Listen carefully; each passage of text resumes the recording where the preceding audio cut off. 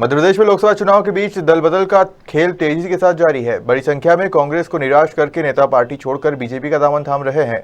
जब सैकड़ों लोग बीजेपी में जा रहे हैं, उस बीच कांग्रेस को भी अब खुशी मनाने का मौका मिला है।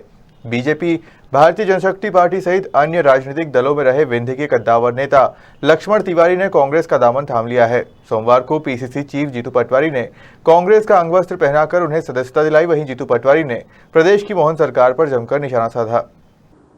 सदस्यता का कार्यक्रम कांग्रेस में परिवार में इनके फिर से आने का एक आयोजन आप सबके बीच में लाना था।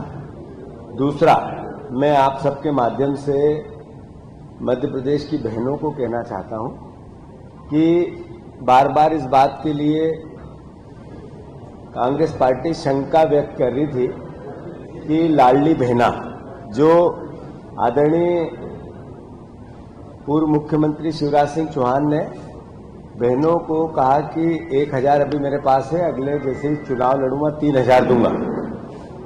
वो मुख्यमंत्री बने नहीं बने पर्ची के, तो उन्होंने 10 तारीख से पिछले महीने 1 तारीख को लाडली बहना के पैसे डाले थे।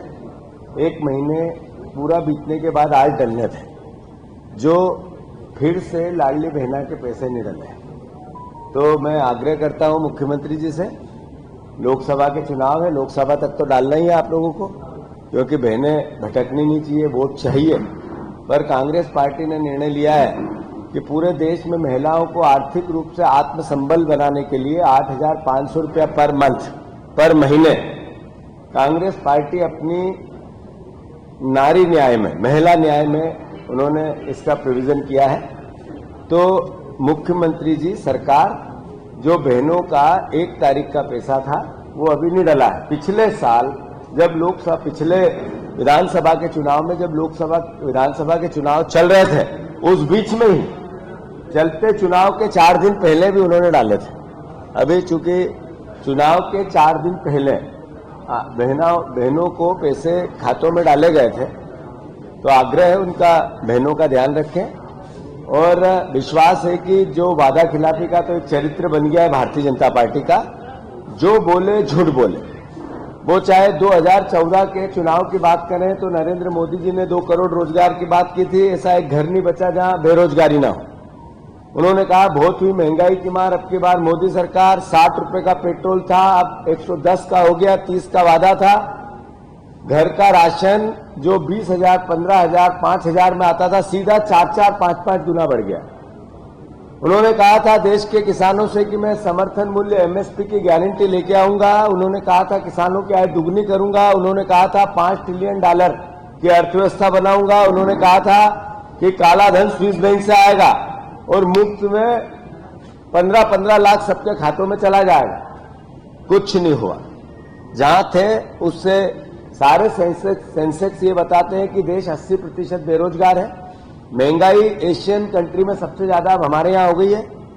जो किसानों की दुर्गति देश में हो रही है, ये दुनिया में कहीं नहीं हो रही है। तो मैं मानता हूं कि वादा खिलाफी, झूठ बोलना, भ्रमित करना भारतीय जनता पार्टी का चरित्र बनता जा रहा है। ऐसे ही 23 के चुनाव में भी उन्होंने कहा था कि हमने 2700 रुपए गेहूं का दाम देंगे जैसे ही चुनाव हुए। आज तक एक शब्द भी नहीं है। मोदी गारंटी थी, मोदी गारंटी थी कि हम 3100 का धान का दाम देंगे, 3000 बहनों को देंगे, 450 का गैस सिलेंडर देंगे और तमाम रामायण और गीता जैसा वचन पत्र। एक शब्द भी उस पर बात नहीं है। अब चुनाव की बातें दूसरी है। तो मैं फिर से आग्रह करता हूं सरकार से, कानून व्यवस्था के जो हाल है देख ही रहे हम। मंत्री का बेटा तांडव मचा रहा है, इंदौर में एक विधायक का रिश्तेदार तांडव मचा रहा है। हर जगह भारतीय जनता पार्टी की अराजकता, अहंकार और गुंडागिर्दी सर चढ़ के बोल रही है।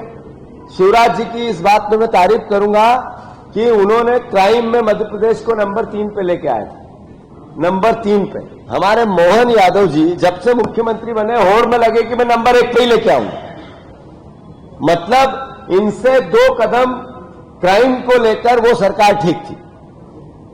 पर मुख्यमंत्री जी ने, जैसा मैंने कहा, पर्ची के मुख्यमंत्री ने 3 C से प्यार कर लिया है, मोहब्बत कर ली, गले लगा लिया है उनको और छोड़ ही नहीं रहे। एक क्राइम को एक करप्शन को और एक कर्ज को। तो मैं मानता हूं सरकार बहनों का ध्यान रखे और जो पैसा आज डलना था वो डाले।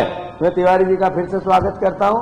मुकेश भैया हमारे मीडिया विभाग के नए, आप सबको रोज संवाद करने के लिए हमारा पूरा डिपार्टमेंट के हेड बने हैं, मैं उनका भी स्वागत करता हूं। राजू भैया है, राजकुमार भैया है, के मिश्रा जी।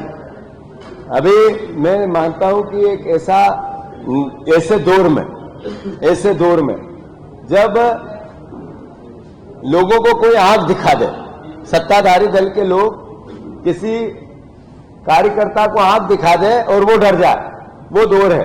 किसी न किसी प्रकार का क्राइम की चिट्ठी पकड़ा दे और वो क्या होगा, थाने जाऊंगा, अदालत जाऊंगा। उस दौर में के मिश्रा जी जैसे बहादुर, वफादार और निष्ठावान कार्यकर्ताओं का कांग्रेस पार्टी सम्मान करती है। और इस नाते मैं कहना भी चाहता हूं कि जो लोग डर के, भय से, भविष्य के लालच में या अपने कुकर्मों को छुपाने के लिए भारतीय जनता पार्टी में गए हैं, जब तक मैं इस पार्टी को एक कार्यकर्ता के रूप में लीड करूंगा, उनको कभी भी इस पार्टी के अंदर अब दरवाजे नहीं खोलूंगा। ये मैं आप सबसे अनुरोध करता हूं।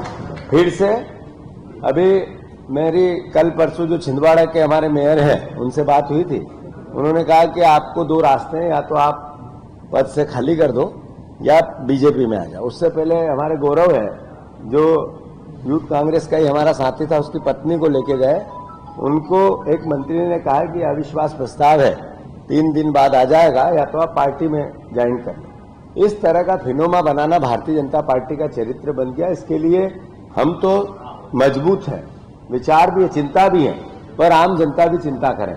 ये लोकतंत्र नहीं तानाशाही लेके आने वाले हैं, और उससे लड़ने के लिए आज कल्पना करो कि एक दिन ऐसा आएगा जब वोट देने का अधिकार ही चला जाएगा, तो क्या होगा।